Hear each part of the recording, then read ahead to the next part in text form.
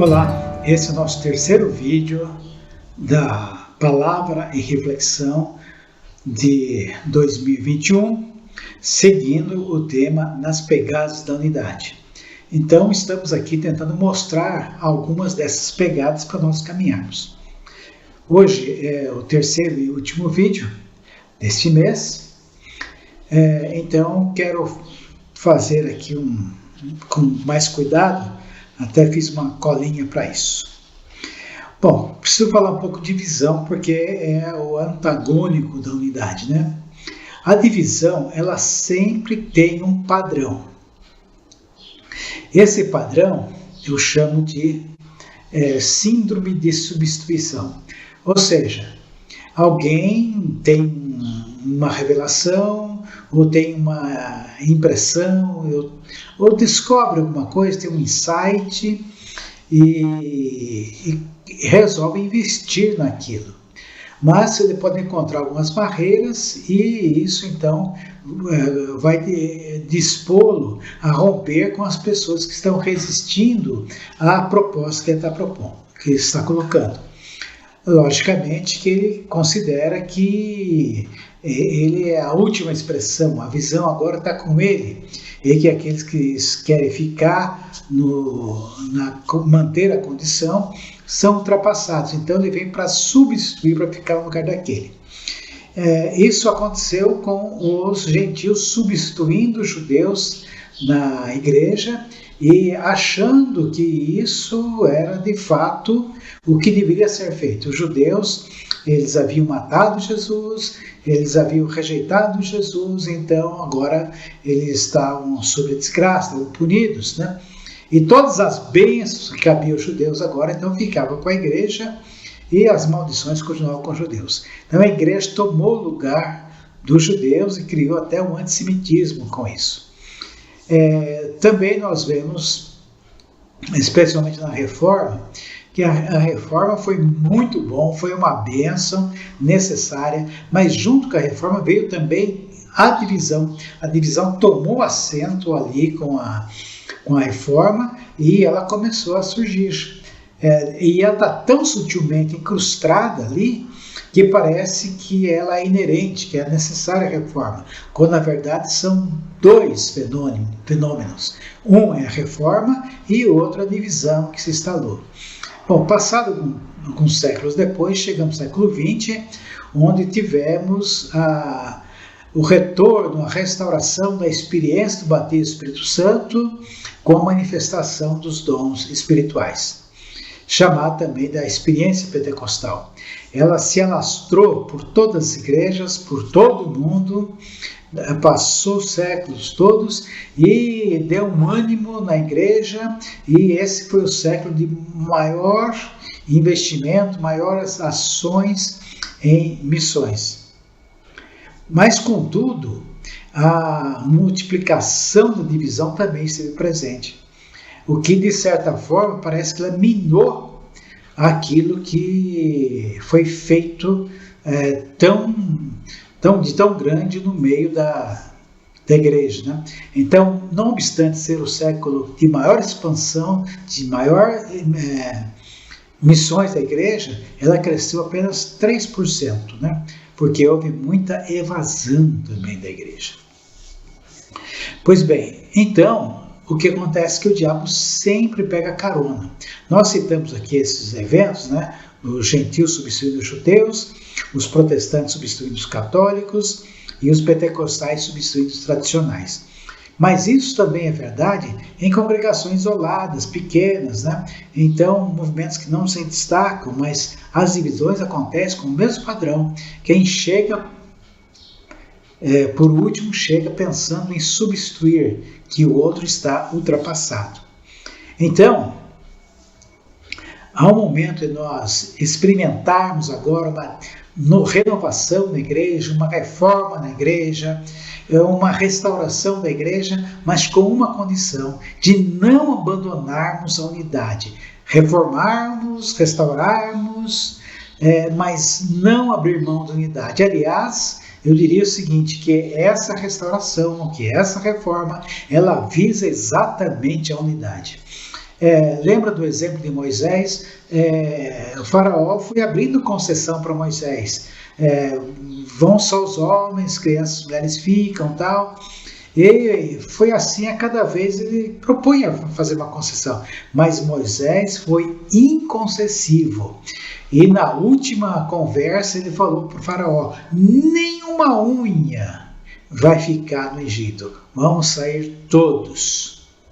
Então é isso, né? Aos avanços da igreja, nós temos que parar de fazer concessão à divisão, fazer concessão ao diabo. Agora, voltando mais à questão da unidade, queria retomar aqui, lembrando da oração de Jesus do capítulo 17 de João. Em dado momento, Jesus fala ao Pai: não rogo somente por estes, mas também por aqueles que vierem a crer, para que todos sejam um. Então Jesus juntou ali aqueles que eram aqueles contemporâneos dele com aqueles que viriam ainda ingressar na igreja. Obviamente que Jesus sabia tanto quanto nós sabemos, ou seja, tinha uma perspectiva de futuro, sabendo tudo que ia acontecer, dos erros que ia cometer, como nós sabemos, olhando agora o passado, que foi cometido. No entanto, mesmo sabendo, Jesus os incluiu. E assim, geração após geração, nós somos frutos daquilo que nós trouxemos conosco, né? Os erros e os acertos estão presentes. Então, houveram coisas que eles erraram, que mancharam a igreja. Já falamos, o antissemitismo, o nazismo, a Inquisição, tal, são coisas que não nos honram, pelo contrário, nos dá vergonha. Mas também, muitos deles pagaram com a própria vida, derramaram o seu sangue para que o Evangelho chegasse até nós. Então, de geração em geração, não somente esses, mas também aqueles. Ou também a gente pode dizer, na situação cronológica que nos encontramos hoje, não somente estes contemporâneos que nós devemos ter unidade, mas também com aqueles que nos antecederam e que trouxeram o Evangelho até nós. Deus vai providenciar perdão para a igreja e nós, estando nela, também seremos perdoados. A unidade, gente, isso aqui é muito importante. Deus prometeu convergir tudo e todos em Cristo novamente.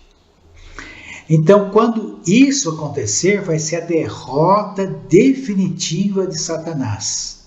A nossa vitória final sobre Satanás é aí nesse momento. Logo, Satanás procura adiar, afastar, tentando que isso não aconteça tão rápido assim. Então ele quer ganhar tempo. E quer ganhar tempo escondendo a unidade da igreja. Ele quer ganhar tempo fazendo concessões aos avanços da igreja, permitindo esses avanços, desde que a igreja não experimente a unidade. Desde que a divisão, que é a grande arma dele, que é a grande estratégia, ele esteja presente. Então a igreja avança, mas divide, avança, mas divide. Essa é a estratégia dele. E com isso, a igreja fica equivocada, fica satisfeita com os avanços e abre mão da unidade. Nós estamos vendo nesse momento, já havia se instalado no mundo uma polarização, mas a maneira como se reage à pandemia polarizou ainda mais os cristãos. E eu digo com toda certeza que o diabo não está preocupado com a nossa posição, se nós estamos seguindo os protocolos, se nós estamos isolados, se nós vamos tomar vacina, ou se nós não seguimos o protocolo, não vamos tomar vacina, etc. O grande interesse do diabo é levantar um contra o outro, é degladiar um contra o outro. Enquanto um achar que só esse pensamento é certo e o outro achar que só o outro pensamento é certo, está vendo aí aquilo que o diabo quer. Um confronto e uma ofensa mútua que impede a unidade. Ele não está preocupado com a posição de cada um. Ele está preocupado em impedir que a igreja seja unida. E lamento, mas parece que a grande maioria está mordendo a isca e se degladiando com o irmão. Estamos nos consumindo, estamos nos devorando nessa. Mas o importante é a unidade. Pois bem, há alguns receios também da unidade. O primeiro receio é que, aderindo à unidade, se abra as portas para muitas heresias. Vai misturar cristianismo com hinduísmo, com muçulmanos, enfim, todas essas coisas que nós conhecemos aí. Mas quando nós falamos de unidade, falamos daqueles que são seguidores de Cristo, têm experiência pessoal com Ele. Conversar com pessoas de outra religião é necessário. Agora, o culto nosso, a crença nossa, a fé nossa é centrada em Jesus. E todos que estão nisso, têm a mesma característica. O que nos faz termos unidade com os primeiros cristãos, desde os primeiros, é que nós cremos na pessoa de Jesus. E também com os contemporâneos, é crer na pessoa de Jesus. É isso que nos dá unidade. Então, o medo de abrir as portas heresias permite que os cristãos abracem, tolerem a heresia. E a heresia da divisão. Porque divisão e heresia são sinônimos. Isso é tão grande, tão vasto, que merece um estudo à parte. Temendo as heresias, se refuta a unidade e abraça a divisão, que é a grande heresia que confronta todos os ensinos bíblicos. Outra coisa também, se previne da unidade a título de se preservar a verdade e a santidade. Ora, a verdade, sem unidade, ela torna-se relativa. Porque a verdade com unidade é a verdade em Cristo. Daqueles que estão em Cristo, percebendo a verdade de Cristo, porque Ele é a verdade. Mas fora disso, a verdade torna-se relativa. Ela pode ser uma verdade pessoal de alguém ou uma verdade convencional, da convenção de um mundo que jaz no maligno, cujo príncipe dele é o pai da mentira, que assim Jesus identificou o diabo, que significa aquele que divide, e Satanás, que são nomes diferentes para o mesmo ser. Então, a verdade absoluta só encontramos junto na unidade. A divisão, ela é contra a santidade, porque ela é fruto do pai da mentira, do príncipe deste mundo. Então, ao tentar se evitar a unidade, para se tentar manter a verdade, a santidade, se abraça a divisão, se abraça a relativização da verdade e se abraça também o mundanismo, porque é próprio do mundo a divisão. Muito bem, nós procuramos, nesse início da série 2021, mostrar aqui as pegadas da unidade. para nós caminharmos então em 2021. Nós vimos gratidão e louvor, ou seja, ter um coração grato a Deus, crendo efetivamente que Ele é bom, abençoador, que Ele me ama e faz bem em todas as coisas e que todas elas, absolutamente, sem exceção, contribuem para o bem daqueles que amam a Deus, dos quais eu me incluo.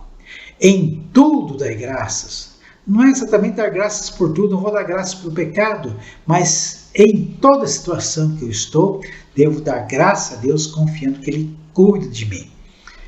Louvado seja Deus pelo sol que brilhou hoje, pela chuva que caiu, ou pelo frio, ou pelo inverno, ou pelo calor. Tudo tem uma função que Deus colocou nisso. Obrigado pela noite, pelo dia, um coração agradecido que louva a Deus. Porque na vida eterna nós não vamos ter murmuração, não vamos ter reclamação, praguejamento ou coisa que o vale. Na vida eterna a gente vai estar envolto e envolvido no louvor com gratidão a Deus. Deus habita no meio dos louvores e quando nós não fazemos e praguejamos, reclamamos e amaldiçoamos e xingamos, nós estamos traindo dos demônios de Satanás para o nosso lado. Então, louvor e gratidão, primeiro passo para a unidade, para se afinar com Deus.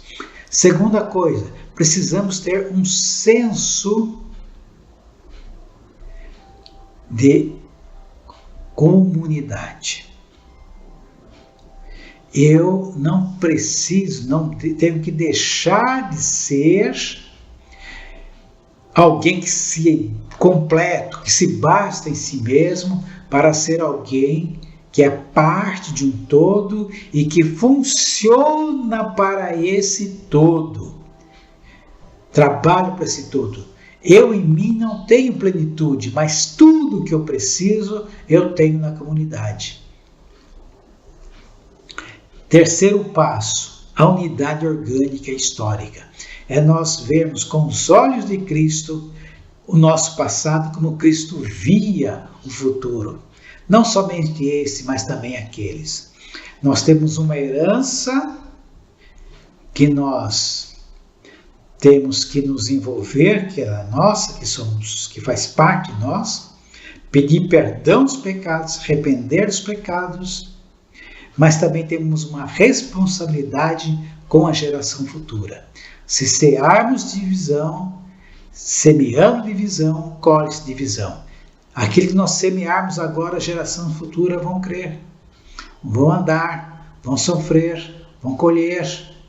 Então, vamos deixar um legado de unidade, porque Jesus, ele foi-se daqui em ascensão, deixando uma igreja. E ele vai retornar para essa única igreja. Ok, o quarto ponto, o mistério.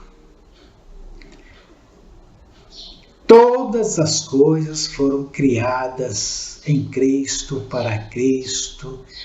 Nele foram feitas todas as coisas, sem ele nada do que foi feito se fez. E, na plenitude dos tempos, todas as coisas que estão espalhadas, dispersas pelo pecado, elas vão tornar a convergir em Cristo. Isso é unidade. Não há vida eterna sem a unidade.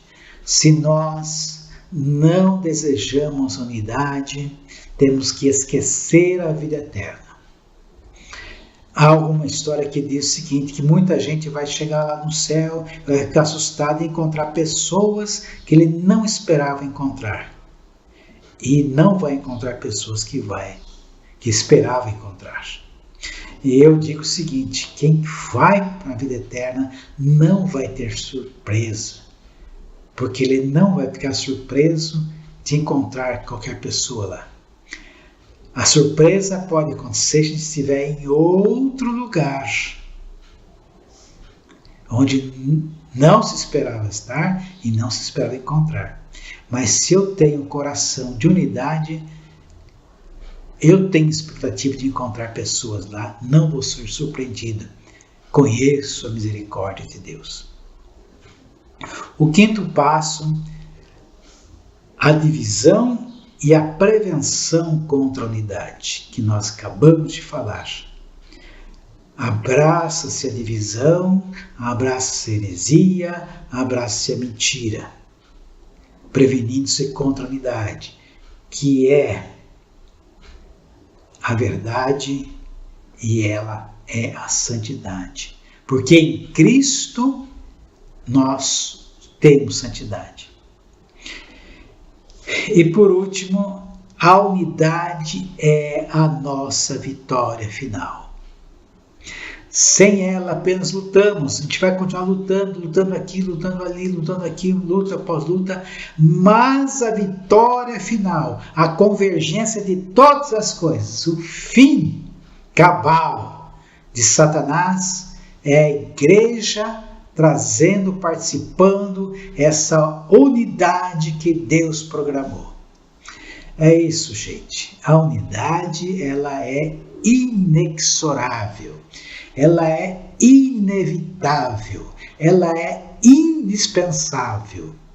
Sem ela, os valores não têm valor. Espero ter contribuído com a sua meditação, mostrado essas pegadas da unidade nas quais vamos caminhar. Vamos junto. Esse ano temos um desafio pela frente. E nada mais apropriado para enfrentar esse desafio da pandemia do que a nossa unidade de enfrentarmos junto. Deus abençoe, obrigado por ter ficado até agora. E o mês que vem, Palavra e Reflexão volta aqui novamente. Fique atento.